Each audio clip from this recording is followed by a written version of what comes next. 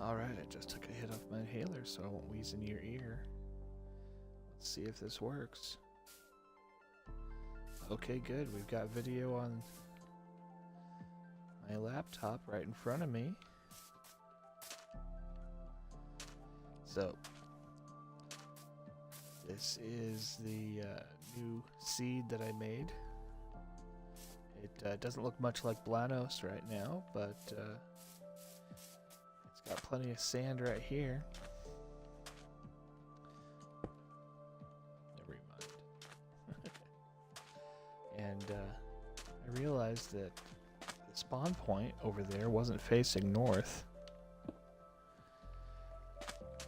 So I had to turn my building around so that the gatehouse would be pointed the right way,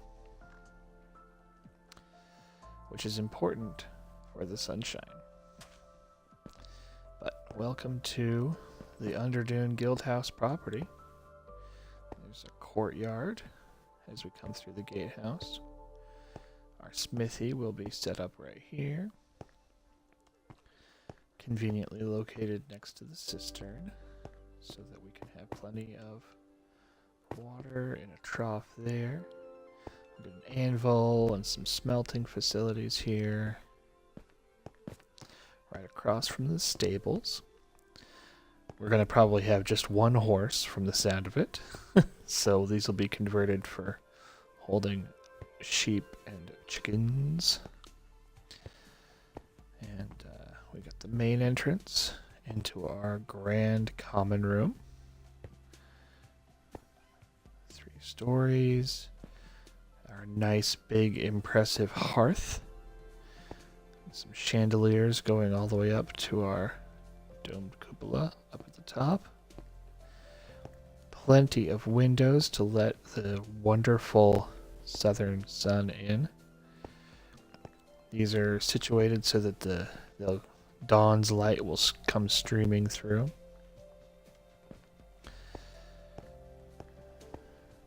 Let's go upstairs. Oh, we have our storage here for regular goods, guild equipment, and the pantry for the kitchen, which is as of yet unfurnished as well, but also has fresh water from the cistern.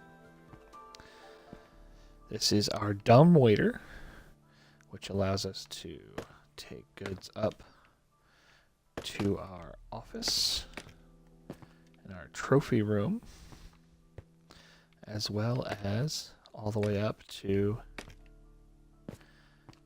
our infirmary, so that meals can be carried up and other gear doesn't need to navigate the stairs. Back to the kitchen though. The main staircase is right here, comes up to the office. There'll be a desk here. Make sure that the visitors sit facing this way to look at our trophy room. So we'll have the heads of beasts and the statuettes of old Eriktiri relics all there. Along here are our bedrooms. Now Minecraft doesn't scale things properly, so the bedroom does not look very roomy. But I assure you they'll all be the same size, and they'll have plenty of space for us. So we have all bedrooms along here. Corner room. Nice. Kids can fight over that. And the other stairwell. We have the training grounds out here. There'll be fighting pels, athletic equipment, lots of room for running and athletics so that a fighter or a barbarian can get inspiration dice for their next adventure. And we have a courtyard over here where we'll be putting in plants, decorations to keep it nice and shady. from during the hot summers of the desert. And then our rear courtyard will be our prayer garden with more plants, just the same. And nice view for the bedrooms. Look down, we'll have some shrines for the different gods worshipped by our guild members. We have plenty of entrances and exits so that if we get attacked from any one direction, we'll be able to outflank the attackers or escape. Probably not escape, because we will have a guild house with nice strong walls. Speaking of the walls, they are easily accessible through the stables or via the rooftops. The cistern may actually go up higher than this, depending on how much water we want to hold. There's no in-game stats for cisterns. But this will allow us to access the rooftops.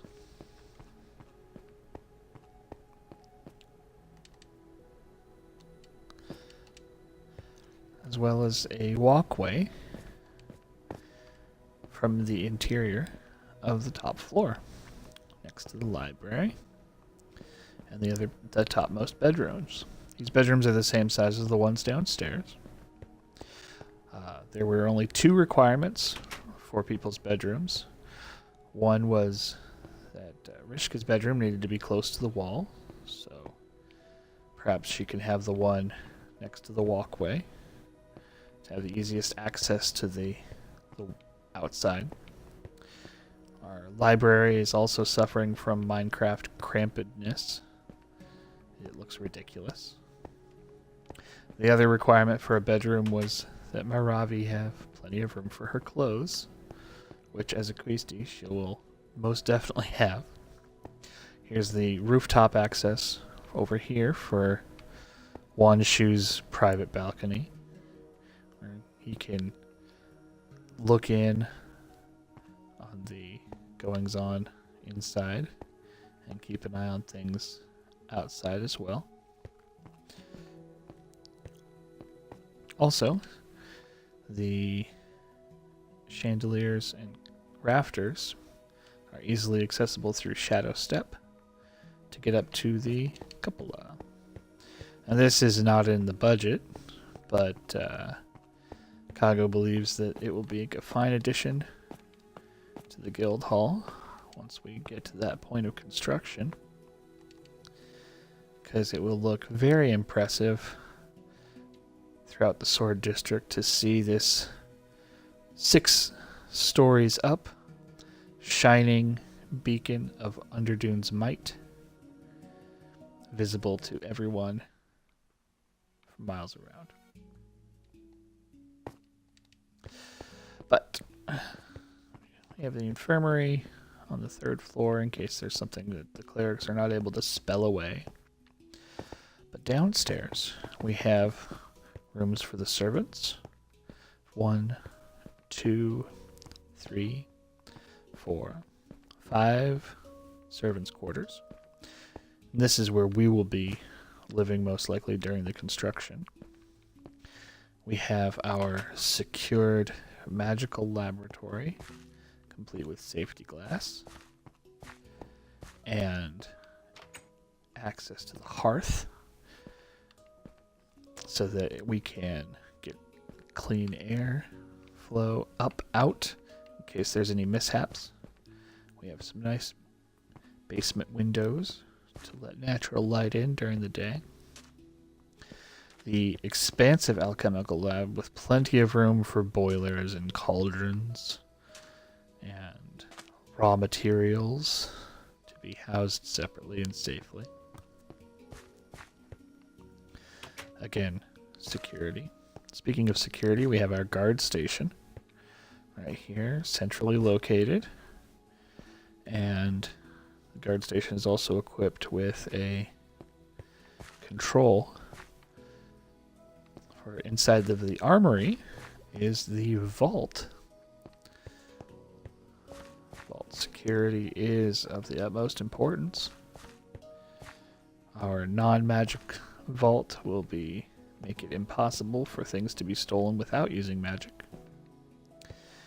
If somebody does get in, there will be traps in place, such as the one that utilizes the cistern to flood the chamber. The flooding mechanics of Minecraft don't do this justice, but I assure you, it will be wonderful to trap thieves. Speaking of which, let's close that up. So not only will you need to get past the arcane lock, but there'll be a guard on duty. And then, further back here, at this dead-end hallway, we will have our passageway. Now this goes off to a construction site right now, but this is where the Church of Mithra will be out on that side, and that's their wall. So it's really just that close to get to our neighbors. But what we share with our neighbors is access to the sewers and tunnels down below. Now we've constructed a staircase going down into the sewer tunnels to access them. And they're as secure as any tunnel to the sewers can be. Let's see if we can navigate back down to the crypts.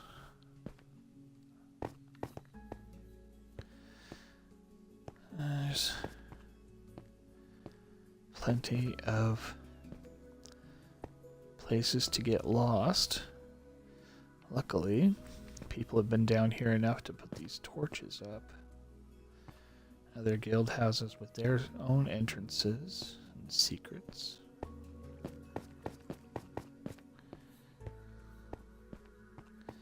Sit down. No, that way's flooded. Ah, yes, this looks familiar. This is the way that we ran from the fight. Ah, this is the fountain where the water weird used to live. Lovely. Now the plan is to brick this all up. Maybe even just brick that door up. Because last time, hundreds of Blenosian soldiers came through tunnels on this chamber. And tunnels on this ornate chamber back here. Right across the trapdoor pit that leads down into the deeper darkness. And they flooded through, fireballing our water weird, and threatening to overtake our hideout. This was a crypt of a necromancer before, and as such had some of his accoutrements still there. This crypt is only partially furnished. This was our nearly complete magical laboratory and alchemist lab. At least I was able to finish enchanting the non-detection chest beforehand. But we will be salvaging the smithy and the potion making supplies from the alchemy lab, if possible. More importantly, though, is our normal storage area and our magical items, which are back here. Good stuff. We had a lot of things. We lost a lot. And that's why Throndaria still needs to pay. This room is unfinished. It was one of the 3 bedrooms. Much larger chambers there for us to share. Quarters in the crypts below. And then our kitchen, which seems to not be furnished anymore at all. But this is all going to be retaken, and we'll be able to put a new tunnel in somewhere Maybe here. Maybe back in the kitchens. Maybe all the way at the entrance, and then just wall this up. So we don't have to worry about anybody coming in there again.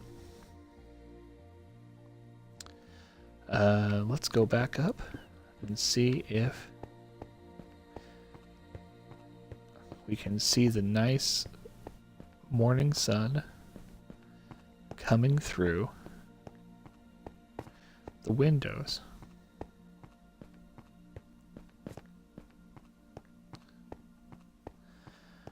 Now these tunnels may be wrong.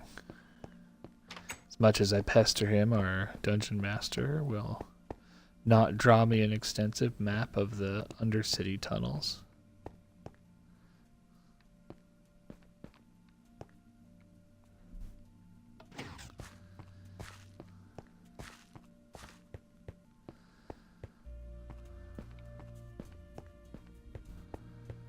Ah yes, there's the beautiful morning sun.